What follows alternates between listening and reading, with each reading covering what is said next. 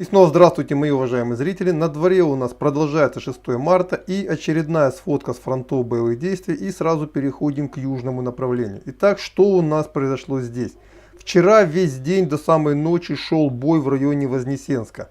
Итог боев пока самое интересное, он даже местным жителям неизвестен. Утром люди вышли из подвала, ну по крайней мере те люди, которые мне сообщили эту информацию. И говорят, а в городе мы не знаем даже какая власть.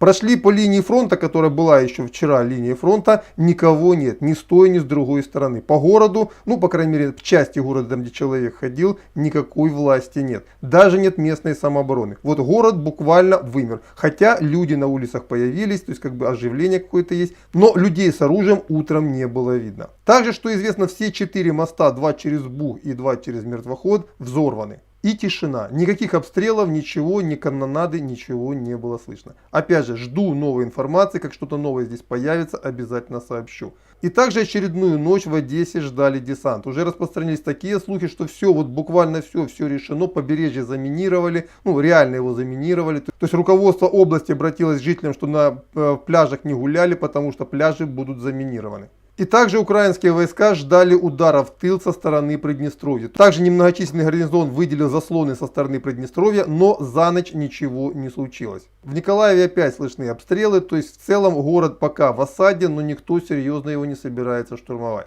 Теперь переходим на Запорожское, Донецкое направление. Ну, в целом, в течение ночи и утра сегодня российские войска продолжали наступать на север. Из Гуляйполя украинские войска не ушли вроде бы, то есть его окружили, блокировали и пошли российские войска дальше. Уже они вошли на территорию Днепропетровской области и на сегодняшний момент уже передовые отряды российских войск заходят в тыл уже Донецкой группировки украинских войск. И до Углегорска по состоянию на утро российским войскам осталось менее 10 километров.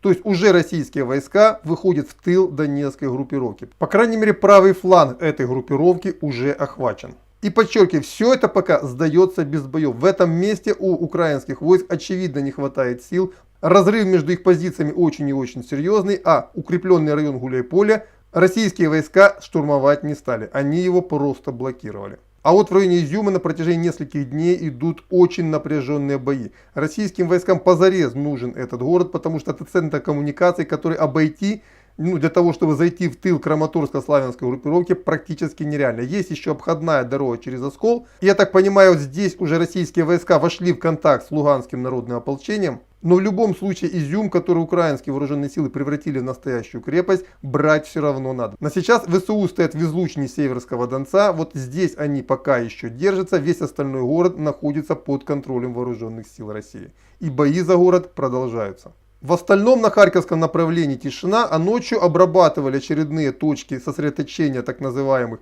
территориальной обороны и вооруженных сил Украины на территории Харькова. Было поражено сразу несколько объектов, но наступление пехотными частями не наблюдается. А вот в районе Киева заметное движение, идет наступление российских войск сразу с двух направлений. Во-первых, в утренней сводке Генштаб ВСУ сообщил о том, что российская колонна охватывает не просто Киев, она охватывает его широко. Она пытается якобы выйти на дамбу Каневского водохранилища, а это примерно 100 километров на юг с тех позиций, которые российские войска занимали на вчерашний вечер. Я на самом деле мало себе представляю, каким образом колонна может идти прямо к Каневскому водохранилищу, оставляя справа хорошо укрепленный Переяслав, который далее будет у них находиться в тылу. Не представляю, честно, это какая-то самоубийственная атака. Тем не менее, по направлению к Переяславу российские войска пытаются продвинуться. Насколько они за сегодня продвинутся, я думаю, сообщу уже в вечернем выпуске. По крайней мере, местные жители, мне никто не сообщил о том, что это серьезные бои. Но можно говорить о том, что трасса Киев-Харьков для ВСУ уже небезопасна.